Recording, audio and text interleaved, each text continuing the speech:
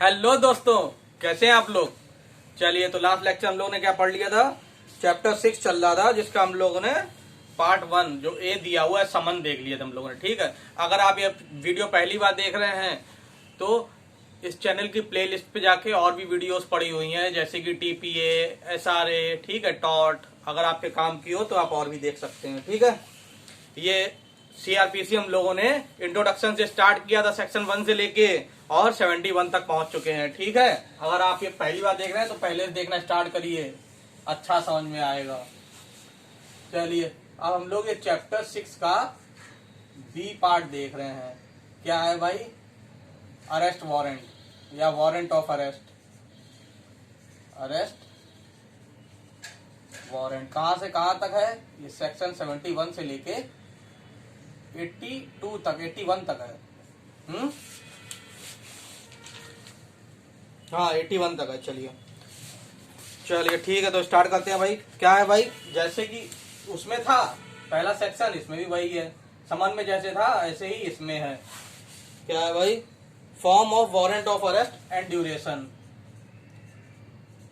Form of warrant, क्या क्या होना चाहिए वारंट में भैया? रिटन होना चाहिए, ठीक, और साइन बाय प्रिसाइडिंग ऑफिसर।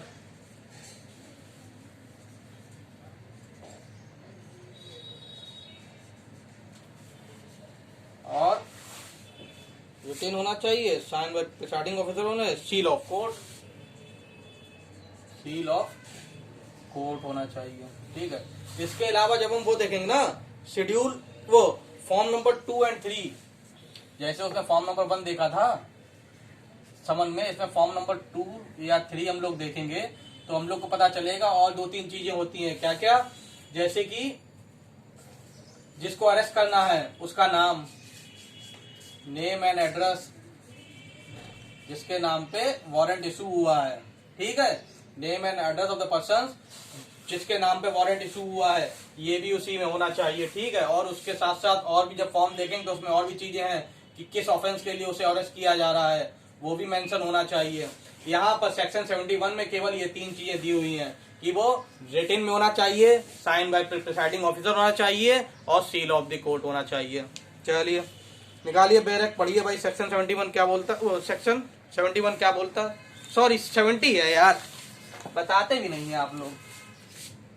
70 से लेके और सेक्शन 70 है ही है, तभी मैं कहूँ कुछ गड़बड़ हो रही है।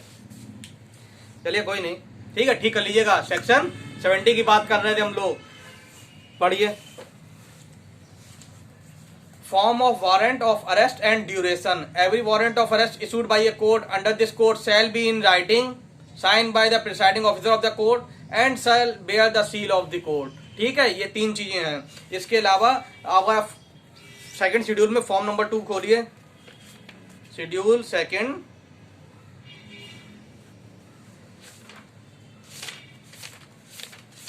हाँ जी, देखा हुआ है ये warrant of arrest, form number 2 schedule second का, जिसमें दिया हुआ है हेडिंग वारंट ऑफ अरेस्ट और क्या क्या होगा।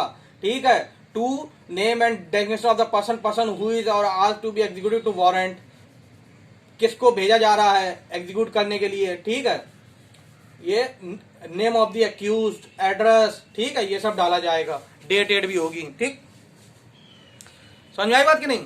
चलिए आगे देखते हैं भाई। अब दूसरी लाइन सेक्शन 70 का क्लाउज 2 बहुत इंपॉर्टेंट है, ऑब्जेक्टिव में खूब पूछा जाता है।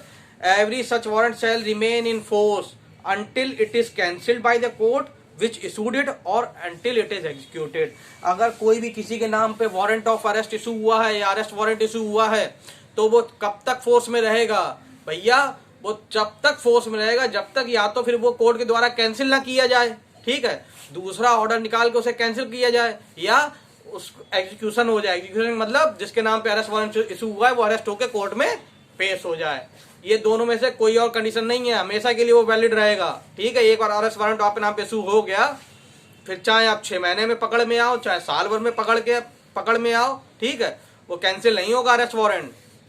ठीक है, चलिए अब क्या होता है ना, सेक्शन 71 क्या बोलता है? सेक्शन 71 ये बोलता है कि वारंट ऑफ, जो अरेस्ट वारंट होगा ना, सेक्शन 71 एक्चुअली में बात करता है बेलेबल अरेस्ट वारंट।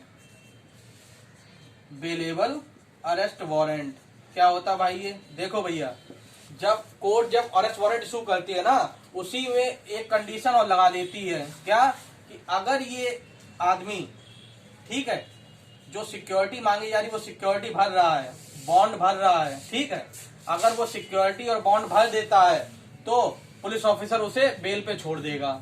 उसी में अरेस्ट वारंट क्या होता है? अरेस्ट वारंट इसलिए कि भाई कोर्ट में पेश किया जाए उसे, ठीक।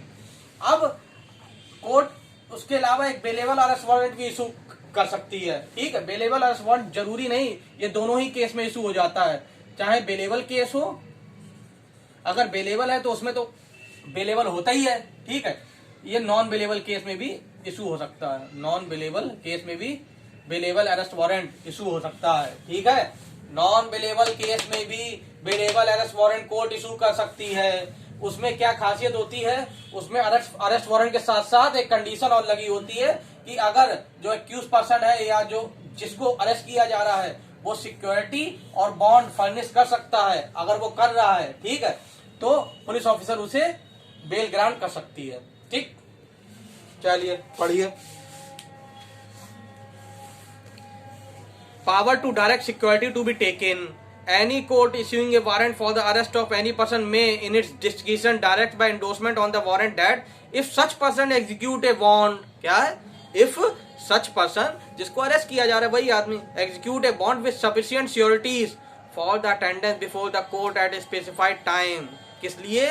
कि भैया जब तुम्हें कोर्ट में बुलाया जाएगा तब तुम आ जाओगे, and thereafter until otherwise directed by the court. The officer to whom the warrant is directed shall take such security and shall release such person from custody. जिसने अरेस्ट किया है वही वो सिक्योरिटी लेके उसे छोड़ देगा, है कि नहीं, रिलीज कर देगा, वही तो कहना चाहता है। Section 2 sub class 2, the endorsement shall state, जो एंडोर्समेंट होगा उसमें क्या क्या लिखा जाएगा? द नंबर ऑफ सिक्योरिटीज, क्या हमने सिक्योरिटीज ली हैं, the amount in which they and the person for whose arrest the warrant is issued are to be respectively bound, the time at which he is to attend before the court, है कि नहीं, क्या क्या, कितनी security ली, कितना amount लिया और कब इसे कोर्ट आना है, ठीक, ये तीनों चीजें उसमें मेंशन होंगी। Whenever security is taken under this section, the officer to whom the warrant is directed shall forward the bond to the court. जब जिस ऑफिसर ने सिक्योरिटी ली है ना, जिसने बॉन्ड साइन करवाया है, तो फिर वो उसे भेज देगा। चलिए आगे देखते हैं। चलिए आई बात समझ में इतनी कि नहीं? ठीक है। चलिए इसमें क्या क्वेश्चन आएगा? इसमें ये बहुत इंपॉर्टेंट है, 70 का क्लास 2, ठीक है, और याद तो सभी रखना है आपको, ठीक, इंपॉर्टेंट चैप्टर्स हैं ये। चलिए warrant to whom directed, section 72, section 72 क्या बोलता है? Warrant to whom directed.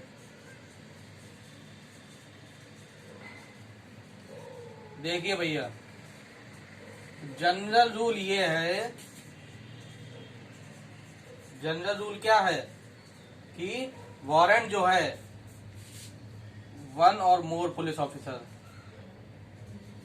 एक या एक से ज्यादा पुलिस ऑफिसर को डायरेक्ट किया जाएगा। वारंट क्या होता है भाई? वारंट यही तो होता है। समन में क्या होता है? समन सीधे जो पार्टी होती है उसके पास जाता है, ठीक, एक्यूज के पास जाता है कि भैया तुम्हें कोर्ट आना है। वारंट पुलिस ऑफिसर के पास जाता है कि तुमको उसको पकड़ के लाना है, ठीक है, उसको अरेस्ट करके कोर्ट में पेश करना है या अरेस्ट करके उसे बेल पे छोड़ना है, ठीक है। तो ये किसको डायरेक्ट किया जाता है भैया? एक या एक से ज्यादा पुलिस ऑफिसर को, ठीक। लेकिन अगर अर्जेंट है, अर्जेंट नेसेसिटी है, ठीक, अर्जेंट नेसेसिटी के केस में अगर कोई पुलिस ऑफिसर अवेलेबल नहीं है, पीओ कोई भी पुलिस ऑफिसर अवेलेबल नहीं है, तो टू एनी पर्सन, तो किसी को भी इशू हो सकता है, ठीक। समझ में आई बात की नहीं? Warrant to whom directed, section 72 बताता है कि वारंट जो है किसको भेजा जाएगा, किसको डायरेक्ट किया जाएगा। तो भैया डायरेक्ट तो पुलिस ऑफिसर को किया जाता है कि जाओ तुम उसे पकड़ के कोर्ट में लाओ या उसे पकड़ने के बाद बेल पे छोड़ देना, ठीक। लेकिन अर्जेंट के केस में हम किसी भी पर्सन को इशू कर सकते हैं। इतनी बात समझ में आई? सेक्शन 72 पढ़ लेना, उसमें कुछ है नहीं। या सेक्शन 72 का सब क्लॉज 2 ये बोलता है जब एक या एक से ज्यादा पुलिस ऑफिसर को अगर डायरेक्ट किया जाता है तो उनमें से कोई भी उसे एग्जीक्यूट कर सकता है। ठीक है, चलिए मिटाते हैं इसको, अगला देखते हैं।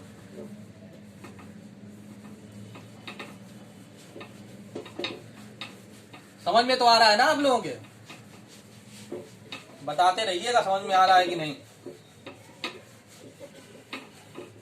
आप लोग के कमेंट वमेंट पढ़ता हूँ, बहुत अच्छा लगता है। ठीक है, ऐसे ही आप लोग कमेंट करते रहिए, अपना प्यार दिखाते रहिए। अरे सारी मेहनत उसी के लिए की जाती भाई। जैसे मैं पढ़ा रहा हूँ बस पढ़ते रहिए, उसको मल्टीपल्स ऑफ टाइम रिवाइज करते रहिए। पहले आप एक बार लेक्चर पूरा देख लिया करें, फिर सेकंड टाइम में उसे नोट किया करें। ठीक है, पहले समझना ज्यादा जरूरी है। एक बार समझ में आ जाए ना, नोट तो हो ही जाएगा। अरे यूट्यूब लेक्चर वो कहाँ जाएगा यार, जब चाहे तब देखना चाहोगे तब देख लोगे, है कि नहीं। चलिए section 73, warrant may be directed to any person. ये क्या बोलता है भाई कि कुछ केसेस हैं,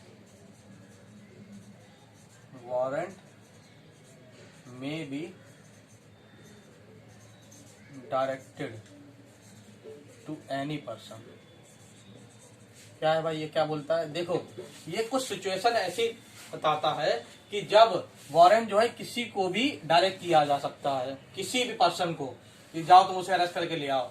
अगर कोई भी आदमी एक्यूज्ड है नॉन बिलेबल ऑफेंस के लिए,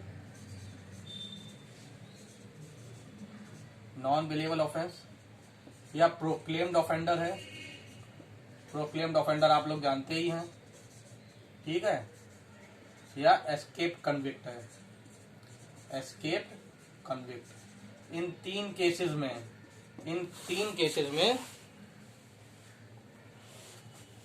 एस्केप कन्विक्ट, प्रोक्लेम, ठीक है, इन तीन केसेस में सीजेएम या जेएम फर्स्ट क्लास, याद रखिएगा ये पूछा जाता है। क्या है भैया कि इन तीन केसेस में सीजेएम और जेएम फर्स्ट क्लास किसी को भी जो उसके लोकल ज्यूरिडिक्शन में है, ठीक है, इस कोर्ट की लोकल ज्यूरिडिक्शन में है, direct to any person, direct to any person. चलो यही है, ठीक। क्या है भैया, समझो बात को। वारंट में भी डायरेक्टेड टू एनी पर्सन, कब वारंट जो है किसी भी आदमी को डायरेक्ट किया जा सकता है, पुलिस ऑफिसर को छोड़ के किसी भी आदमी को, कि जाओ तुम उसे अरेस्ट करके ले आओ। कब? अगर कोई भी आदमी इन तीन ऑफेंस के लिए लायबल होगा, non bailable offence, proclaimed offender या एस्केप कन्विक्ट है, तो सीजेएम और जेएम फर्स्ट क्लास इनके पास पावर है कि उनकी लोकल ज्यूरिडिक्शन में किसी भी आदमी को वो डायरेक्ट कर सकते हैं कि भैया उस आदमी को पकड़ के ले आओ। बात समझ में आई? जनरल रूल क्या है? पुलिस ऑफिसर को डायरेक्ट किया जाता है, ठीक है, वन और मोर पुलिस ऑफिसर को डायरेक्ट कर सकते हैं, ये है जनरल रूल। एक्सेप्शन सिचुएशन में अगर पुलिस ऑफिसर अवेलेबल नहीं है, अगर पुलिस ऑफिसर अवेलेबल नहीं है तो फिर वो किसी और से भी कह सकते हैं, ठीक है। लेकिन इन तीन ऑफेंसेस के केसेस में, नॉन बेलेबल ऑफेंस में, प्रोक्लेम्ड ऑफेंस में और एस्केप कन्विक्ट में, सीजेएम और जेएम फर्स्ट क्लास इनके पास ये पावर है कि वो अपने लोकल ज्यूरिडिक्शन में किसी भी आदमी को डायरेक्ट कर सकते हैं वो अरेस्ट वारंट, ठीक है, कि तुम जाओ उसे अरेस्ट करके ले आओ। बात समझ में आई कि नहीं? चलिए इसको रीड मारिए। Section 73, the chief judicial magistrate or a magistrate of first class में direct a warrant to any person within his local jurisdiction for the arrest of any escape convict, proclaimed offender or any person who is accused of non bailable offence. तीनों पे line कर लीजिएगा, कौन कौन? पहले तो CJM chief judicial magistrate और magistrate of first class, इन दोनों पे लाइन करिए कि सिर्फ इन्हीं दोनों के पास पावर होती है, ठीक। दूसरी बात, सिर्फ इन तीन केसेस में ये ऐसा काम कर सकते हैं मजिस्ट्रेट के पास, सिर्फ इन तीन केसेस में वो किसी भी पर्सन को डायरेक्ट करेंगे। कौन कौन सा? Escape convict, proclaimed offender, non bailable offence, ठीक, एंड इज एवेडिंग अरेस्ट। दूसरा, such person shall acknowledge in writing the receipt of the warrant and shall execute it if the person for whose arrest it was issued is in or enters on any land or other property under this charge, ठीक। When the person against whom such warrant is issued is arrested, he shall be made over with the warrant to the nearest police officer who shall cause him to be take before। अब जिसने भी उस आदमी जिसको direct किया गया था उसने अरेस्ट कर लिया ना, तो अब उसे ज्यादा कुछ नहीं करना है, उसको पुलिस स्टेशन जाकर उसे छोड़ाना, ठीक है। अब वो पुलिस ऑफिसर का काम है, वो देखेगा कि अगर वो वारंट बेलेबल अरेस्ट वारंट होगा तो वो 71 में उसे बेल दे देगा, नहीं होगा तो वो उसे कोर्ट लेके जाएगा, है कि नहीं। ध्यान रखने वाली बात सिर्फ इतनी है आपको, ठीक। ये 3 चीजें, ये 2 चीजें लोकल जुडिशन में होना चाहिए, तब वो किसी भी आदमी को अरेस्ट वारंट इशू कर देंगे। चलिए, warrant directed to police officer, section 74 ये बोलता है कि जो वारंट अगर किसी भी पुलिस ऑफिसर को डायरेक्ट हुआ है ना, तो उस पुलिस ऑफिसर के पास पावर होती है कि वो दूसरे पुलिस ऑफिसर को वो अरेस्ट वारंट डायरेक्ट कर सकता है, ठीक। मान लीजिए आप पुलिस ऑफिसर हैं, कोर्ट ने आपको कोई अरेस्ट वारंट डायरेक्ट किया, ठीक है, इशू किया कि भैया जाओ उसे पकड़ के ले आओ, आपके पास बहुत सारा काम है, आपको बहुत सारी चार्जशीट आज कोर्ट में फाइल करनी है, तो आपने क्या कहा, किसी और दूसरे ऑफिसर का उसी इंडोर्समेंट, उसी अरेस्ट वारंट के ऊपर दूसरे ऑफिसर का नाम लिख दिया कि जाओ तुम अरेस्ट करके ले आओ, उस पर आप नाम लिख दें, ठीक है। मतलब जिसके नाम पे अरेस्ट वारंट इशू हुआ है उसके पास ये पावर होती है कि वो दूसरे पुलिस ऑफिसर के नाम पे भी अरेस्ट वारंट इशू कर सकता है कि जाओ तुम अरेस्ट करके ले आओ। पढ़ो, a warrant directed to any police officer may also be executed by any other police officer whose name is endorsed upon the warrant by the officer to whom it is directed or endorsed, ठीक। चलिए, notification of substance of warrant, section 75, section 75 ये कहता है कि भैया जब भी जरूरत पड़े तो तुम पार्टी को दिखा दो कि मेरे पास, मूवी नहीं देखते हो, मूवी में क्या होता है, जैसे ही वो घुसते हैं किसी को अरेस्ट करने जा रहे होते हैं, जैसे ही वो गेट खोलता है तुरंत वारंट शो कर देते हैं, देखो तुम्हारे नाम पे अरेस्ट वारंट है मेरे पास, चलो मेरे साथ, है कि नहीं। तो वो इसी में सेक्शन 75 में उन्हें ये काम करना होता है। पढ़िए, the police officer or other person executing a warrant, चाहे पुलिस ऑफिसर अरेस्ट करने जा रहा हो चाहे other person executing a warrant, ठीक, कोई भी हो, shall notify the substance thereof to the person to be arrested and if so required shall show in the warrant, ठीक। जो वारंट में सब्सटेंस लिखे हुए हैं कि किस केसेस में तो अरेस्ट किया जा रहा है, क्या मैटर है, ठीक है, कौन सी कोर्ट ने इशू किया है, वो उसे बता दो और जरूरत पड़े तो उसे अरेस्ट वारंट शो कर दो, ठीक। सेक्शन 76 वेरी इंपॉर्टेंट, लिख लीजिएगा, person arrested to be brought before court without delay. क्या बोलता है कि भैया सेक्शन 76 ये बोलता है, मुझे ये बताइएगा कि ऐसा ही सिमिलर प्रोविजन समन में कहां पर था, नहीं उसमें अरेस्ट विदाउट वारंट में कहां पर था, अरेस्ट विदाउट वारंट में कहां पर था। चलिए, क्या है इसमें, सेक्शन 76 क्या कहता है, सेक्शन 76 का पहला वो जो है पैराग्राफ ये कहता है कि कोई भी पुलिस ऑफिसर किसी को भी अरेस्ट कर रहा है, ठीक है, पुलिस ऑफिसर या कोई भी आदमी किसी को भी अरेस्ट कर रहा है तो विदाउट डिले नियरेस्ट मजिस्ट्रेट के पास पेश करना पड़ेगा उसे, ठीक है। इसका प्रोविजो ये कहता है कि 24 घंटे से ज्यादा आप उसे अपने पास नहीं रख सकते, ठीक है। अगर आपके पास अरेस्ट वारंट है, किसी को आप अरेस्ट करते हैं तो भी उसे आप 24 घंटे से ज्यादा अपने पास नहीं रख सकते, उसे आपको मजिस्ट्रेट के पास लेके जाना पड़ेगा 24 घंटे के अंदर। बात समझ में आई। चलिए, सिमिलर प्रोविजन इसका जो था वो 56 और 57 दोनों ही, 56 इसके पहले पैराग्राफ की बात करता था और सेक्शन 57 इसके प्रोविजो की बात करता है जो 24 घंटे अंदर पेश किया जाना होता है। दोनों ही, ये तीनों ही सेक्शन बहुत इंपॉर्टेंट हो गए, 56, 57 और ये 76, ठीक। चलिए, लिख लीजिएगा important, warrant may be executed, where warrant may be executed, section 77 क्या बोलता है, ए वारंट ऑफ अरेस्ट में be executed at any place in India, ठीक है। एक बार वारंट इशू हो गया, ठीक है, अब कोर्ट को नहीं पता कि आप कहाँ हो, तो पुलिस ऑफिसर जिसके नाम पे वारंट इशू हुआ है ना, वो आपको कहीं पे भी अरेस्ट कर सकता है, ठीक है। ए warrant may be executed in any part of India, ठीक। चलिए, सेक्शन 78, 79, 80, 81, सेक्शन 78, 79, 80, 81 ये अप्लाई तब होते हैं जब वारंट कोई आदमी दूसरे जुरिडिक्शन में है, ठीक है, मतलब आउटसाइड जुरिडिक्शन में है, तब ये सेक्शन अप्लाई होते हैं, ठीक है। तब उसको कैसे अरेस्ट करके लाया जाएगा, इंपॉर्टेंट है, एक एक सेक्शन इंपॉर्टेंट है इसका, खूब पूछा जाता है, ठीक। अब क्या है सेक्शन 78, रीड मारिए, warrant forwarded for execution outside India, अगर वो आउटसाइड जुरिडिक्शन, आउटसाइड इंडिया कहां से हो जाएगा, warrant forwarded for execution outside jurisdiction, अगर कोई आउटसाइड जुरिडिक्शन है तो क्या करना है मजिस्ट्रेट साहब को, पढ़िए, when a warrant to be executed outside the local jurisdiction of the court issuing it, such court में instead of directing the warrant to a police officer within its jurisdiction forward it by post or otherwise to any executive magistrate or district superintendent of police or commissioner of police within the local limit of whose jurisdiction is to be executed, and the executive magistrate or shall be endorse the name thereon and if the practicable cause to be executed in the manner hereinafter provided।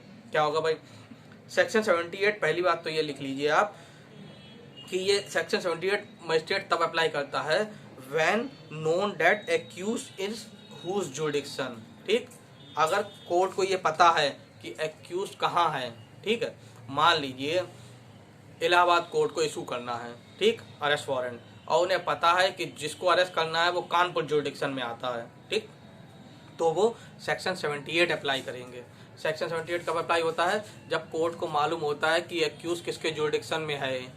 ठीक है, अब कैसे apply होता है, तो अब मान लो Allahabad court है, उसको कानपुर कोर्ट में कानपुर के जुरिडिक्शन में जो एक्यूज है, अब उसे वहां पर अरेस्ट वारंट इशू करना है उस आदमी के लिए, तो कैसे करेगा, तो वो वहां पर किसी पुलिस ऑफिसर को नहीं देगा, अपने जुरिडिक्शन में भी किसी पुलिस ऑफिसर को नहीं देगा, वो क्या करेगा, वो वहां के मजिस्ट्रेट को, नहीं सॉरी, वहां के एग्जीक्यूटिव मजिस्ट्रेट को या डिस्ट्रिक्ट सुपरिटेंडेंट ऑफ पुलिस को या वहां के कमिश्नर को वो वारंट भेजेगा, चाहे पोस्ट के थ्रू चाहे कैसे भी, और फिर उससे कहेगा कि आप एग्जीक्यूट करा दो इसे।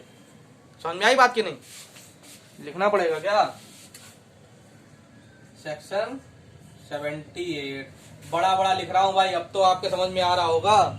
कुछ लोगों ने कमेंट किया सर बहुत छोटा लिखते हैं आप, अब भाई मैं क्या करूं यार, बोर्ड ही छोटा है। Warrant forwarded for execution outside jurisdiction, warrant forwarded for execution outside jurisdiction.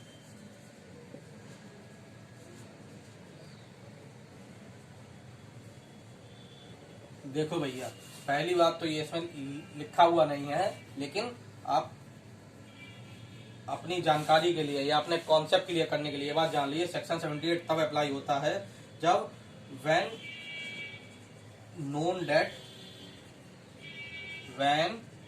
That accused in whose jurisdiction, ये accused किसकी जुरिडिक्शन में है, ये बात जब पता होती है ना, तो कोर्ट सेक्शन 78 अप्लाई करता है। तो क्या करेगा कोर्ट, जिसकी जुरिडिक्शन में वो है ना, वहीं पर उसके एग्जीक्यूटिव मजिस्ट्रेट को, ठीक है, या डिस्ट्रिक्ट सुपरिटेंडेंट ऑफ पुलिस,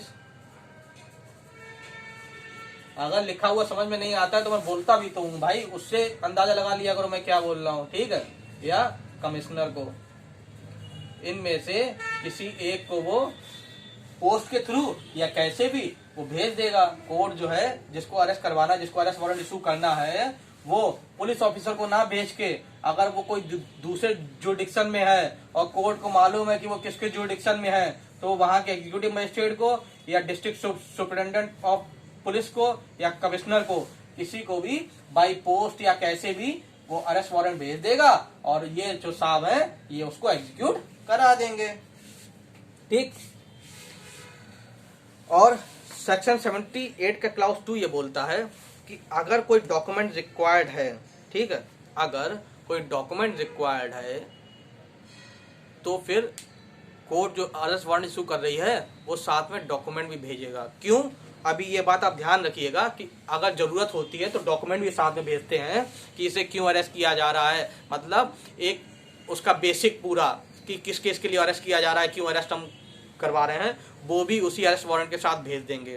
ठीक है, इसका काम 81 में आएगा, 81 जब पढ़ाएंगे अभी आपको हम समझाएंगे। 81 क्लाउज 81 के प्रोविजो में काम आता है वो। ठीक है, अभी आप इतना ही ध्यान रखिए। यहाँ पर 78 में क्या याद रखेंगे आप कि जब कोर्ट को पता होता है कि एक्यूज किसके जुरिडिक्शन में है तो वो कोर्ट क्या करेगी, पुलिस ऑफिसर को ना भेज के इनमें से किसी एक को भेज देगी और ये साहब उसको एग्जीक्यूट करा लेंगे।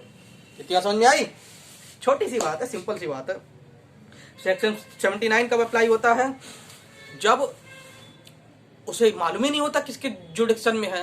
सेक्शन 79 तब अप्लाई होता है जब कोर्ट को पता ना हो कि एक्यूज जो है किसके जुडिक्शन में है, तो किसको इशू करेगी। अभी बताता हूं। अब ये भी तो हो सकता है कोर्ट को ये नहीं पता कि ये एक्यूज है कहाँ, लेकिन उसे अरेस्ट करना बहुत जरूरी है कि नहीं। कोर्ट को ये नहीं पता कि एक्यूज है किसके जुरिडिक्शन में, तो कोर्ट क्या करेगी।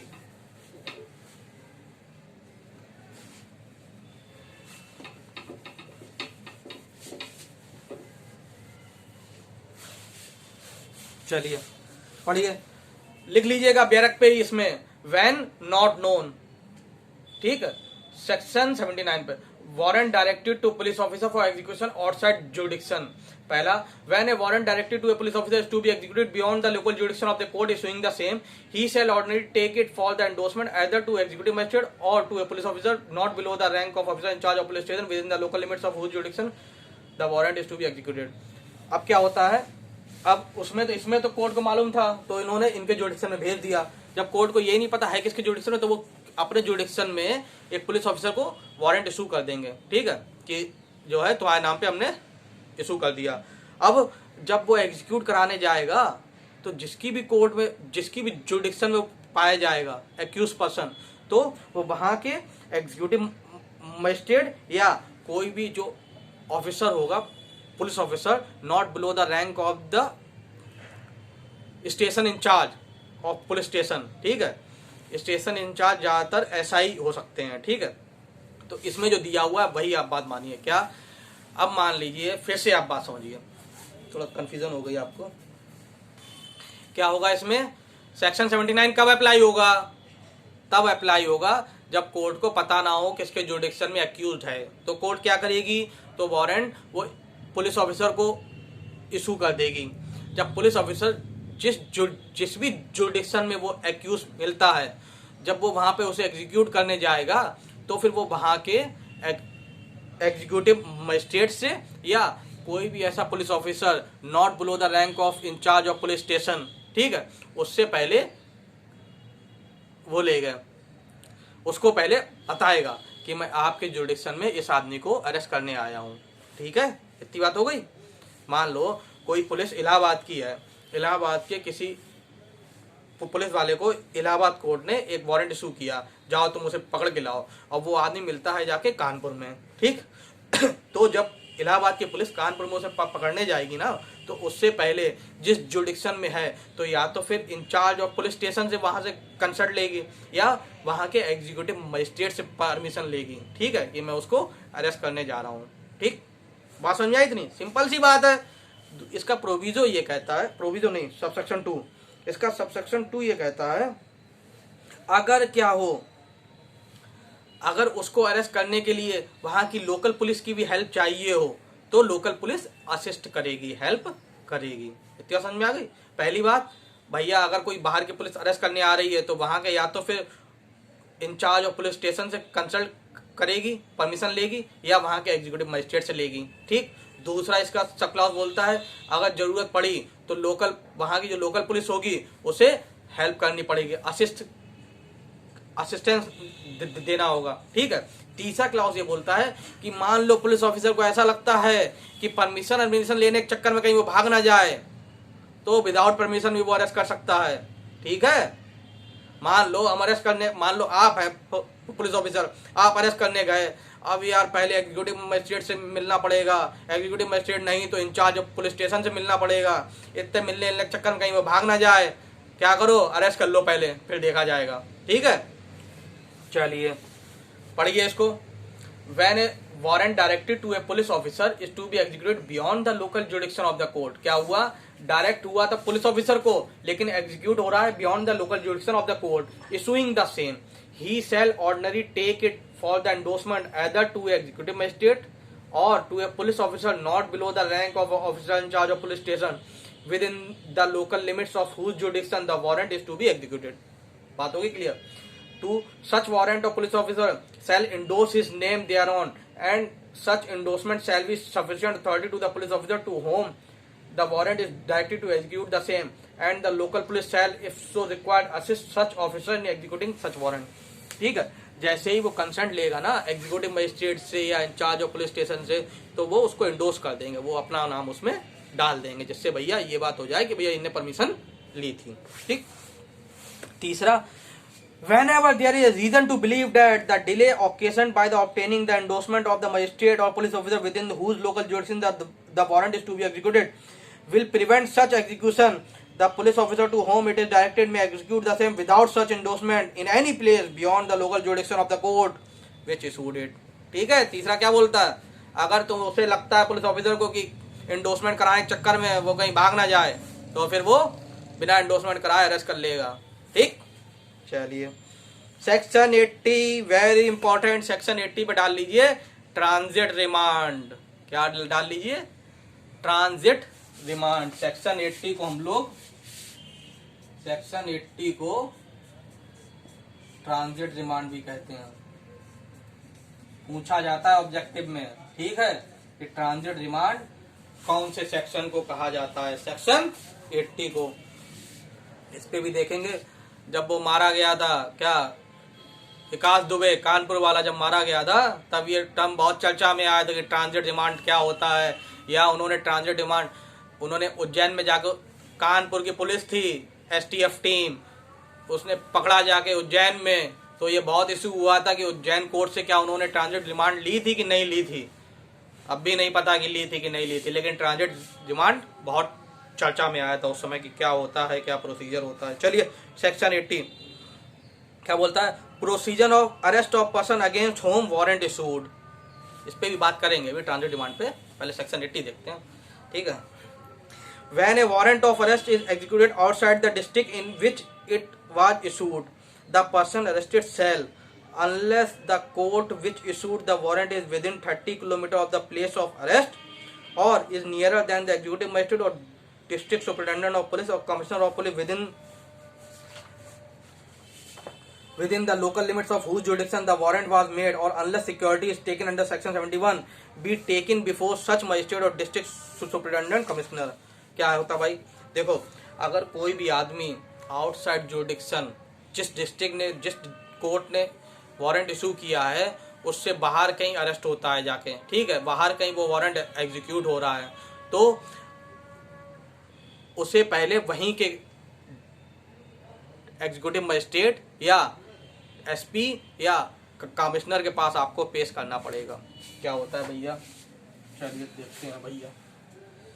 सेक्शन 80 क्या बोलता है कि अगर कोई भी वारंट अगर आउटसाइड डिस्ट्रिक्ट होता है, एग्जाम्पल से समझिए, इसे विकास दुबे वाला ही हम लोग लेते हैं। ठीक है, विकास दुबे थे जिन्होंने, कानपुर के थे, इन्होंने क्या किया था, 8 पुलिस वालों को मार दिया था। ठीक है, उसके बाद इनकी ऐसी तैसी हो गई, इनके ऊपर 5 लाख रुपए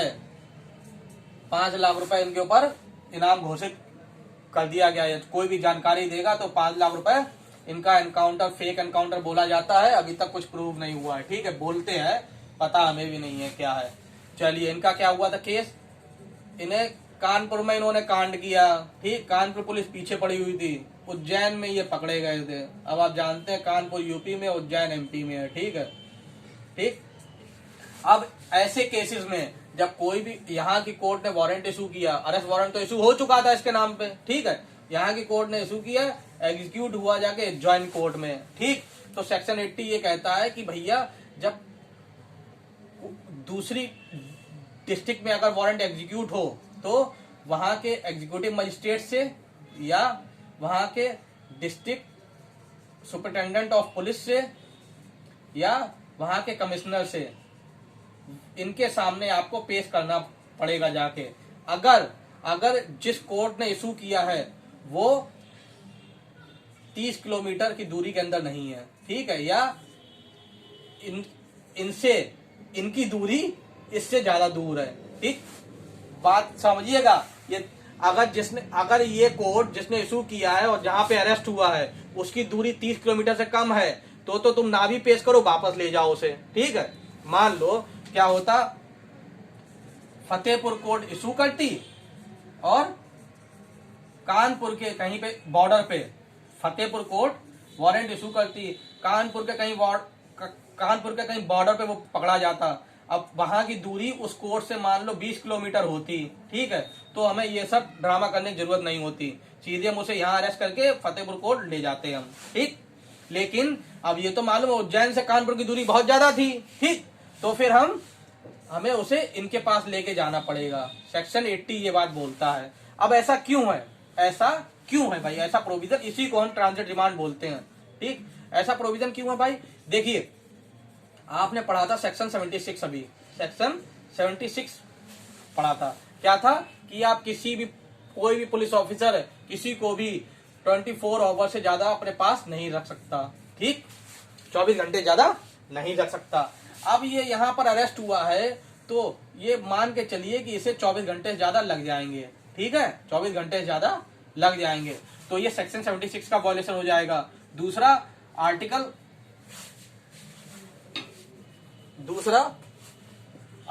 22 क्लॉज 2 गई कॉन्स्टिट्यूशन का, ये बोलता है कि कोई भी आदमी 24 घंटे के अंदर आपको मजिस्ट्रेट के पास उसे पेश करना ही होगा। किसी को भी अरेस्ट करते हैं, चाहे अरेस्ट विदाउट वारंट करें, चाहे आप अरेस्ट वारंट के साथ करें। इस केस में वारंट था इनके पास, लेकिन फिर भी क्योंकि इसीलिए कि इसका वायलेशन ना हो इस आर्टिकल का, आर्टिकल 22 क्लॉज 2 का और सेक्शन 76 का, इसलिए कोर्ट ने सेक्शन 80 डाला, जिसमें ट्रांजिट रिमांड बोलते हैं कि ये क्या लेते हैं, ये इन साहब से परमिशन लेते हैं, एग्जीक्यूटिव मजिस्ट्रेट से, डिस्ट्रिक्ट सुपरिटेंडेंट ऑफ पुलिस से और कमिश्नर से, कि हमें इस एक्यूज को जिसको हमने आपके जुडिक्शन में अरेस्ट किया है उसकी ट्रांजिट रिमांड दे दें कि हम उसे ट्रांजिट कर सकें, वहां ले जा सकें जिस कोर्ट ने ये वारंट इशू किया है।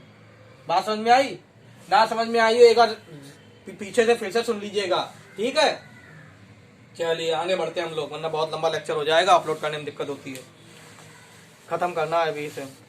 बात समझ में आई कि नहीं, ट्रांजिट रिमांड क्या होता है, यही होता है भैया, एक बार बैक करके देख लेना, ठीक है, अगर ना समझ में आए तो। Section 81 procedure bye magistrate before home such person arrested is brought. क्या है भाई, procedure bye magistrate before home such person arrested is brought.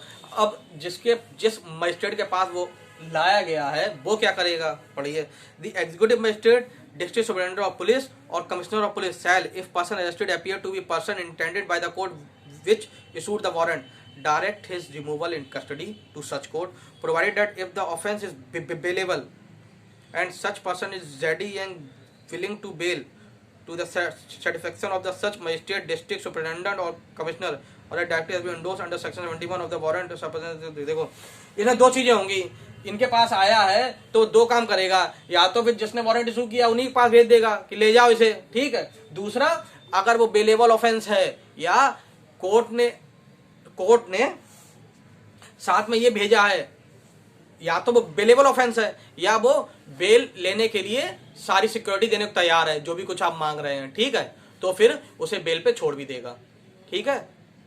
अरे भैया जब इसको अरेस्ट करके इनके पास लाया जाएगा तो ये क्या करेंगे, दो ही काम कर सकते हैं, या तो जिस कोर्ट ने वारंट इशू किया उसके पास भेज देंगे, ठीक। दूसरा, या तो अगर वो बेल हो सकती है उसमें तो बेल ग्रांट भी कर देंगे, ठीक है। अगला प्रोविजो देखिए, provided further that if the offence is non bailable one, it shall be lawful for the CJM subject to the provision of section 437 or the session judge of the district in which the arrest is made on the consideration of the information and the document referred to in subsection 2 section 78 to release such person on bail, ठीक है। अब क्या हुआ, अगर bailable है तो ये दे देंगे, अगर वो नॉन बेलेबल ऑफेंस था, ठीक है, तो किसके पास पावर आएगी, सेक्शन 81 ये बोलता है, सेक्शन 81 का प्रोविजो सेकंड वाला प्रोविजो क्या बोलता है, अगर बेलेबल है तो यही दे देंगे, ठीक है। अगर नॉन बेलेबल है तो या तो सीजेएम, ठीक है, या सेशन जज, सीजेएम सेशन जज। और जो हम लोग वहां पे बात कर रहे थे इस 78 क्लॉज 2 में जो डॉक्यूमेंट भी साथ में भेज देगा अरेस्ट के लिए, ठीक है, डॉक्यूमेंट भी साथ में भेज देगा अरेस्ट के लिए, उस डॉक्यूमेंट को देखते हुए, ठीक है, उस डॉक्यूमेंट को देखते हुए सीजेएम सेशन जज के पास पावर है कि उसे बेल ग्रांट कर दें, ठीक, बेल ग्रांट कर दें। ठीक है, यही बात समझ में आई। अरे सिंपल सी बात है भैया, 81 ये बताता है कि दूसरे जुरिडिक्शन में जब वो अरेस्ट हो रहा है तो वहां के मजिस्ट्रेट के पास क्या पावर है। ठीक, सबसे पहले इनकी पावर बताई, एग्जीक्यूटिव मजिस्ट्रेट की, एसपी की, कमिश्नर की। इनके पास क्या पावर है, इनके पास ये कि अगर वो बेलेबल ऑफेंस है या तो फिर वो इन्हें भेज दें जहां से कोर्ट से आया है, दूसरी बात या तो उसे बेल ग्रांट कर दे अगर वो बेलेबल ऑफेंस है। अगर नॉन बेलेबल ऑफेंस है तो सीजेएम और सेशन जज जिसकी जुडिक्शन में वो पकड़ा गया, वहां का सीजेएम और सेशन जज किसके बेसिस पे, 78 क्लास 2 में जो डॉक्यूमेंट और जिस कोर्ट ने इशू किया है उसने 78 क्लास 2 में साथ में डॉक्यूमेंट भी भेजे उस वारंट के साथ, उस डॉक्यूमेंट को ध्यान में रखते हुए वो बेल ग्रांट कर सकते हैं नॉन बेलेबल केस में भी। अरे कंफ्यूजन तो नहीं हो रही, नहीं होनी चाहिए भैया, एक बार वापस करके फिर से देख लेना कोई दिक्कत आए तो। ठीक है, nothing in this section shall be deemed to prevent a police officer from taking security under section 71। ठीक है, चलिए कुछ भी समझ में ना आए तो मुझे कमेंट करके जरूर बताइएगा। ठीक है, अब जब नेक्स्ट लेक्चर में रिकॉर्ड करूंगा तो आपके वो डाउट भी क्लियर करूंगा। ठीक है, चलिए, थैंक यू।